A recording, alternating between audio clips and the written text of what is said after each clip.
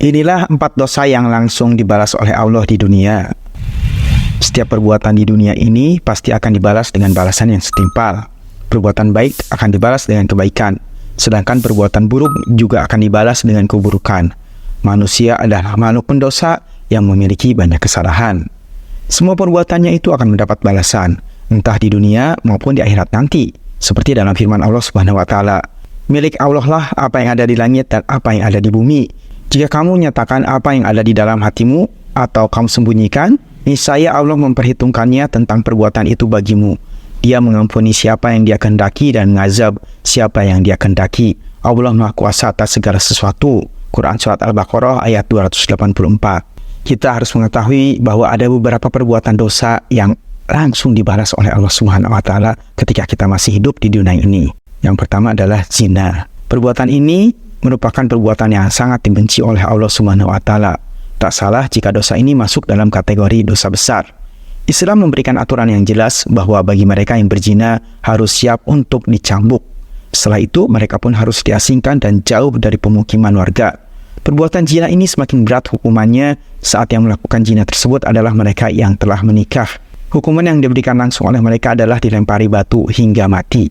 Dampak buruk dari zina selain mendapatkan dosa yang besar adalah kemungkinan besar terjangkit penyakit AIDS.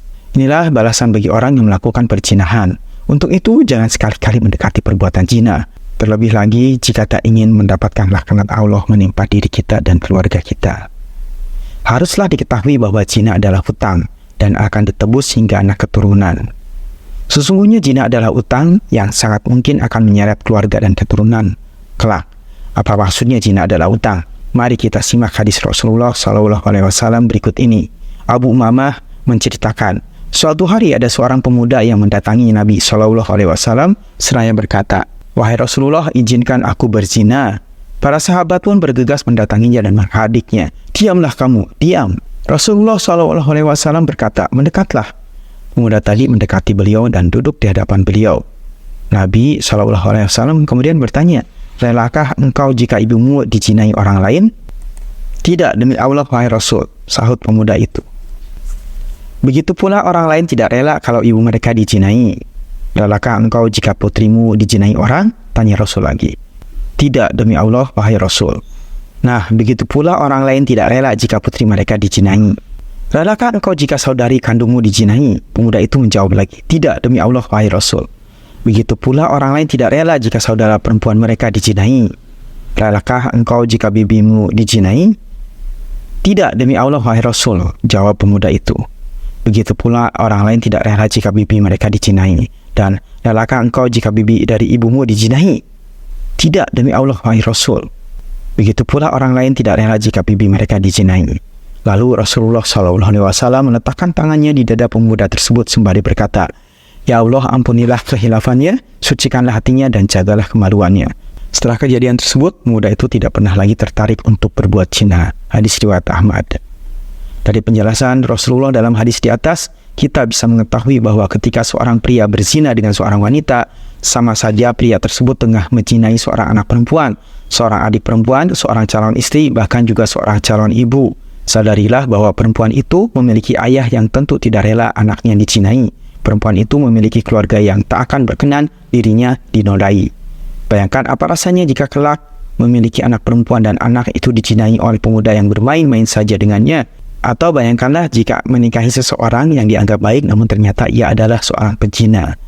Maka berhentilah berzina. Kalau tidak, ketahuilah bahwa zina itu adalah utang yang bisa saja mengharuskan keluarga atau keturunan untuk membayarnya. Na'udzubillah min dzalik. Dalam suatu kisah, seseorang datang dan bertanya kepada Imam Syafi'i, "Mengapa hukuman bagi para pezina sedemikian beratnya?" Maka wajah Imam Syafi'i pun memerah. Lalu beliau pun berkata, "Karena zina adalah dosa yang bala atau besar risikonya. Akibatnya akan mengenai keluarganya, tetangganya, keturunannya, hingga tikus di rumahnya dan semut di liang sekitar rumahnya." Orang itu kembali bertanya, "Mengapa pelaksanaan hukumannya dengan itu? Sebagaimana Allah berfirman, dan janganlah rasa ibamu pada mereka menghalangimu untuk menegakkan agama." Maka Imam Syafi'i pun terdiam. Ia tertunduk lalu menangis. Setelah tangisnya berhenti, beliau berkata, Sebab zina seringkali datang dari cinta, dan cinta selalu membuat seseorang menjadi iba.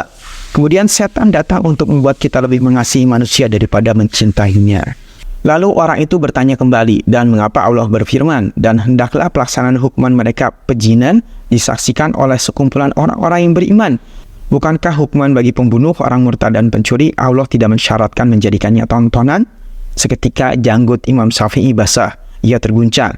Lalu beliau berkata, agar menjadi pelajaran, ucapnya sambil terisak. Agar menjadi pelajaran, beliau terseduh lagi sambil menjawab. Agar menjadi pelajaran, beliau menjawab lagi sambil kembali terisak. Kemudian beliau bangkit dari duduknya dan matanya menjadi menyala. Ia kembali bersemangat dan berkata, sebab ketahuilah oleh kalian bahwa sesungguhnya zina itu adalah utang, dan sungguh utang tetaplah utang. Salah seorang dalam nasab atau keturunan pelakunya pasti harus membayarnya. Semoga dapat menjadi pengingat bagi kita untuk menjauhi zina.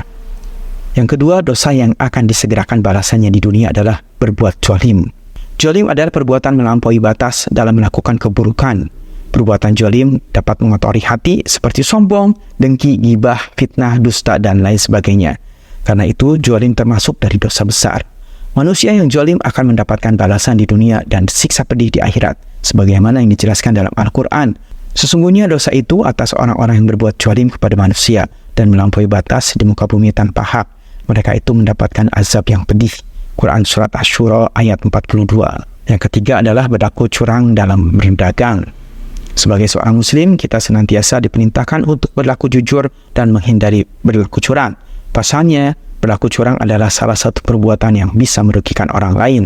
Selain itu, berlaku curang dalam berdagang juga merupakan salah satu perbuatan dosa yang langsung dibalas Allah saat masih di dunia.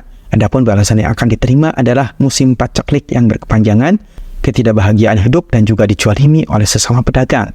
Oleh sebab itu, azab yang terjadi di dunia ini yang dapat dirasakan atau disaksikan langsung oleh mata kepala, ataupun azab yang ditunjukkan lewat kisah-kisah yang diwahyukan Allah, seharusnya menjadi pelajaran dan peringatan yang menghadirkan manfaat dan hikmah.